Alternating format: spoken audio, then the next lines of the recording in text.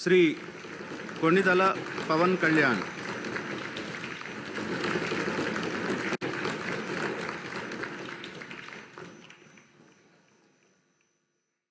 కొణిదల పవన్ కళ్యాణ్ అనే నేను శాసనసభ సభ్యుడిగా ఎన్నికైనందున శాసనం ద్వారా నిర్మితమైన భారత రాజ్యాంగం పట్ల నిజమైన విశ్వాసం, విధేయత చూపుతానని, భారతదేశ సార్వభౌమాధికారాన్ని, సమగ్రతను కాపాడుతానని, నేను స్వీకరించబోయే కర్తవ్యాన్ని శ్రద్ధాశక్తులతో నిర్వహిస్తానని దైవ సాక్షిగా ప్రమాణం చేస్తాను.